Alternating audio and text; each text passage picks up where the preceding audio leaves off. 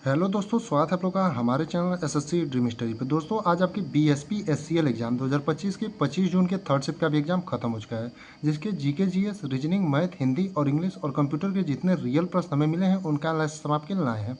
उससे पहले अगर आप चैनल पर नए हैं तो चैनल को सब्सक्राइब कर लीजिए और वीडियो को लाइक करिए और अपने दोस्तों के साथ ज़्यादा से ज़्यादा शेयर करिए। तो आइए देखते हैं आज 25 जून के थर्ड शिफ्ट में आपके कैसे कैसे क्वेश्चन पूछे गए थे। पहला क्वेश्चन पूछा था आर्टिकल 124(2) का संबंध किससे है या फिर किससे संबंधित है। तो आर्टिकल 124(2) का जो संबंध है दोस्तों आपका सर्वोच्च न्यायालय के न्यायाधीशों की नियुक्ति से है। यानी आपके जिस भी ऑप्शन में सर्वोच्च न्यायालय के न्यायाधीशों की नियुक्ति दिया रहा होगा वही आपका सही उत्तर हो जाएगा। अगला क्वेश्चन पूछा था भारत के संविधान का कौन सा भाग चुनाव आयोग से संबंधित है।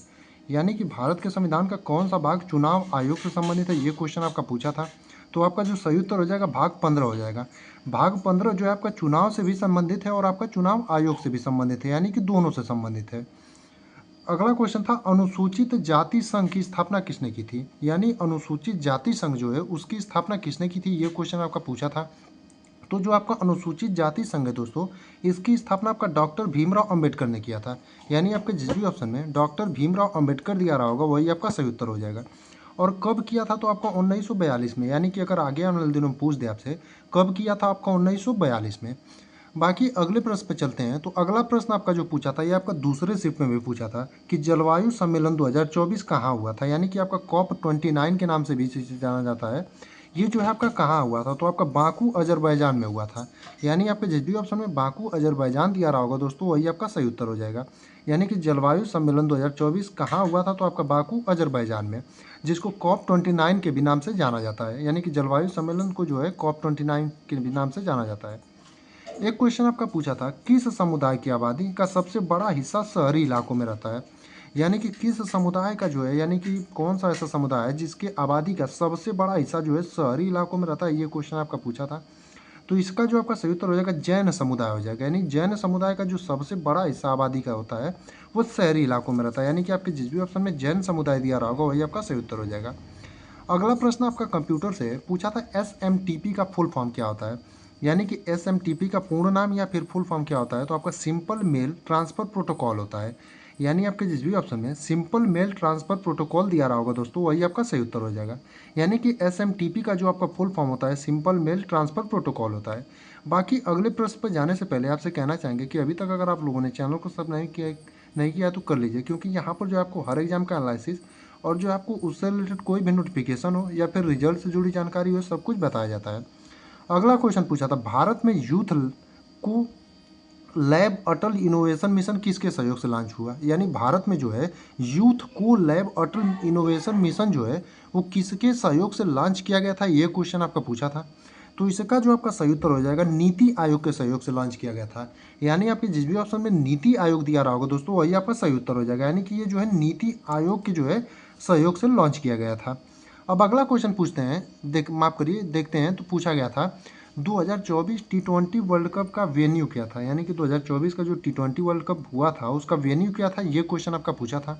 तो इसका जो आपका वेन्यू था वो यूएसए और वेस्ट इंडीज़ था। यानी आपके जिस भी ऑप्शन में अमेरिका यानी कि यूएसए और वेस्ट इंडीज़ दिया रहा होगा वही आपका सही उत्तर हो जाएगा।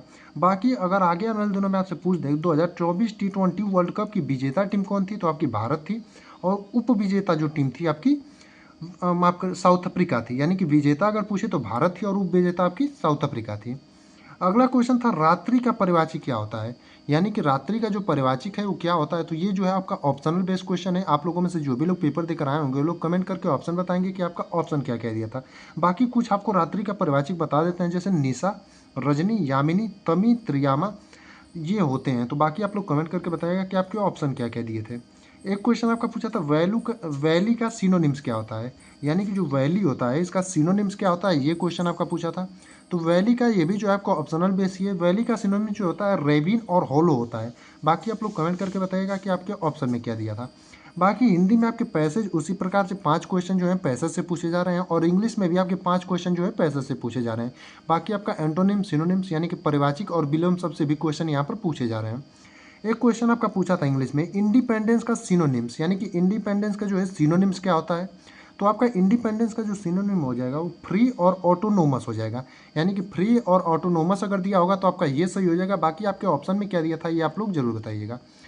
बात करें आपका जीके में तो आपका लेक से भी एक संबंधित प्रश्न था, यानी लेक रिलेटेड भी आपका एक क्वेश्चन था। एक आपका वाइल्ड लाइफ से संबंधित प्रश्न था, यानी कि वाइल्ड लाइफ से भी आपका एक संबंधित प्रश्न था। वहीं हिस्ट्री में बात करें तो हिस्ट्री में आपका मुगल से प्रश्न था, यानी कि हिस्ट्री में आपके मुगल से संबंधित भी कुछ प्रश्न पूछे गए थे। अब मुगल से संबंधित आपका एग्जैक्ट प्रश्न क्या था ये भी जो है पता नहीं चल पाया। तो आप लोगों में से जो भी लोग पेपर देकर आए हैं वो लोग कमेंट करके बताएंगे कि आपका मुगल से एग्जैक्ट प्रश्न क्या था।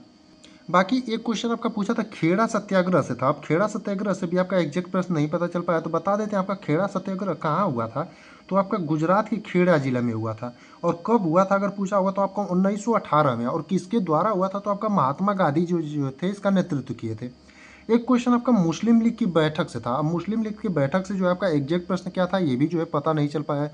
बाकी कंप्यूटर की बात करें तो आपका SMTP का फुल फॉर्म तो आया ही था। बाकी आपका MS वर्ड, MS एक्सेल और पावर पॉइंट और आपका इंटरनेट से जो है कंप्यूटर में ज़्यादा क्वेश्चन आ रहा है। वहीं आपका बात करें तो मैथ में जो है रेशियो से एक क्वेश्चन था। ऐसे था A/B बराबर 4/9, ऐसे ही कुछ प्रश्न था। और टाइम एंड वर्क से जो है मैथ में क्वेश्चन ज़्यादा आ रहे हैं। और आपका CPSP से जो है 4 से 5 प्रश्न आए थे। और आपका परसेंटेज से भी मैथ में जो है क्वेश्चन पूछा गया था। वहीं मैथ में और बात करें तो आपका LCM से भी ज़्यादा क्वेश्चन पूछा गया था। और रीजनिंग की बात करें तो आपका जो है ब्लड रिलेशन से क्वेश्चन पूछा जा रहा है, और कोडिंग डिकोडिंग से पूछा जा रहा है, और सिटिंग अरेंजमेंट से क्वेश्चन आ रहा है। और पजल टाइप क्वेश्चन जो है आपके ज़्यादा आ रहे थे। बाकी इतने ही क्वेश्चन हमें मिले थे आज की तीसरे शिफ्ट का, जिनका एनालिसिस हमने आपको करा दिया। बाकी जो भी बचे हुए प्रश्न होंगे उसे आप लोग कमेंट में जरूर भेजिएगा।